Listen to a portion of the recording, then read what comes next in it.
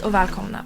Känner du igen dig när jag säger att livet efter utbildningen känns väldigt långt borta? Som att du bara går och väntar på att bli tillräckligt gammal för att bli tagen på allvar, även fast du har både bra idéer och driv.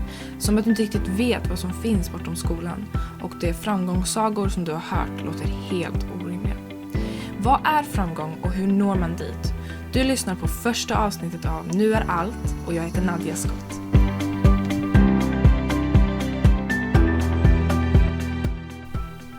I denna podcast kommer du få ta del av olika profilers resor, genom motgångar och normer, samt samtal om viktiga ämnen som rör just detta samhället och dig. Vi kommer diskutera allt från entreprenörskap, innovation, morgondagens kompetens till självutveckling. En podd som öppnar upp dörrarna till näringslivet och helt enkelt främjar dig till att just söka dig utåt. Så vem är jag och vad är Nu är allt? Jag heter Nadia Skott och är 16 år gammal. Jag är uppvuxen i staden Södertälje. Och redan som ung så såg jag bristen på vuxnas intresse för den kommande generationens plats i samhället. Jag fick aldrig lära mig om något annat än den vägen som leder till ett kontorsjobb. Inte heller att min röst som individ var viktig eller att mina personliga intressen var viktiga att främja.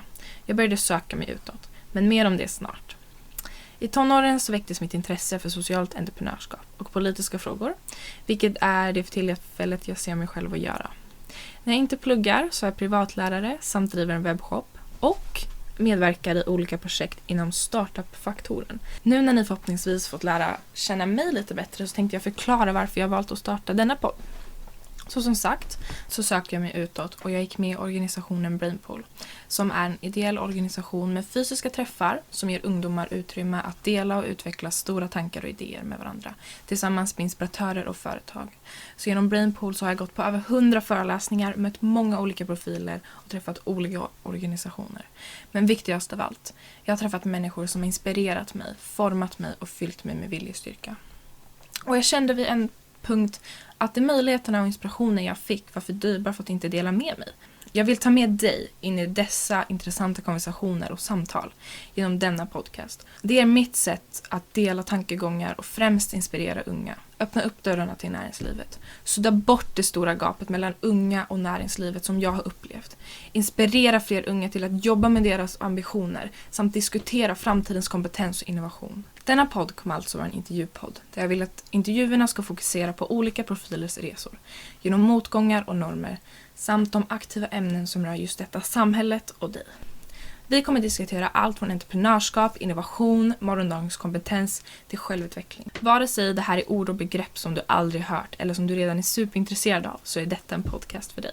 Nu när ni förhoppningsvis har fått ett grepp om vad den här podcasten kommer handla om och vem jag är så vill jag bara förmedla lite överinformation. Det är att nästa avsnitt släpps på tisdag och kommer framöver släppas på tisdag en gång i månaden. Och jag vet att det är väldigt lite, men jag försöker verkligen att få det till 2 gånger alternativt varje vecka, men det är väldigt svårt nu i början, men vi får jobba med det. Sen vill jag bara säga att den här podcasten kommer vara mestadels på svenska. Jag vill ha intervjuer som är mer internationella, som kanske är tillgängliga för andra men också intervjuar folk utanför Sverige, och då hoppas jag att det är okej att den är engelska då och då. Sen har jag också ambition att ladda upp varje avsnitt på YouTube med subtitles, men det kommer inte komma direkt utan det kommer i sinom tid. Sen slutligen så vill jag att du mejlar mig om du själv skulle vilja bli intervjuad i den här podden, eller om du känner att du har något ämne som du brinner lite extra för, eller om du kanske känner någon som gör det, som inspirerar dig eller som bara har en jäkligt cool resa. I alla fall så skriver jag mejlen i beskrivningen, samt så finns den på min Instagram som är Nadia Skott. Yes. Tack så jättemycket för att ni har lyssnat, och som tack så tänkte jag ge en sneak peek på nästa veckas avsnitt som också då blir den första intervjun. Här kommer den.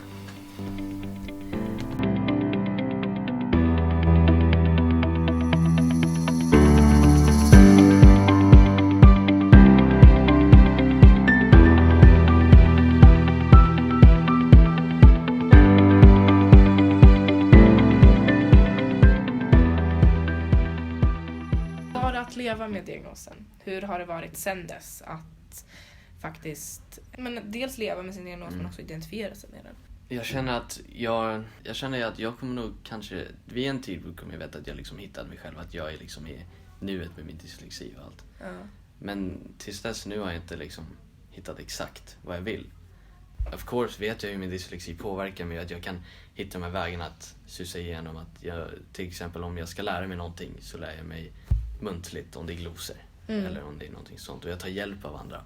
För jag vet att inte jag klarar vissa saker, och det är enligt mig helt okej. Att vissa har svagheter, och även om det inte är dyslexi eller någon annan funktionsvariation, så har vissa svagheter som man behöver hjälp med.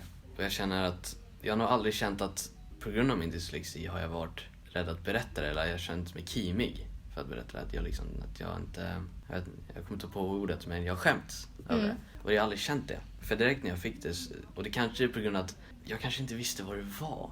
Eller jag vet inte hur jag ska, för jag vet inte hur jag kände direkt när jag var 7 och fick den. Jag vet att jag var jätteledsen och att jag ville ha en dator. Men jag vet inte exakt mina känslor. För antingen visste inte jag vad det var, eller så sket jag verkligen i det. Och att jag brydde mig inte vad andra tänkte. Alltså, jag har dyslexi, so what? Även vid 7 år. Och det var... Så jag har aldrig skämt för varje gång så här, som i nya skolan jag berättar, jag har dyslexi, jag har svårigheter, jag behöver hjälp med det här, bla bla. Och redan vid den åldern sa jag det. Men kändes det som att när du fick din diagnos att det var verkligen så här, så här är hur du kommer identifiera dig hela livet? Alltså att få sin diagnos så tidigt, påverkade det dig på något sätt?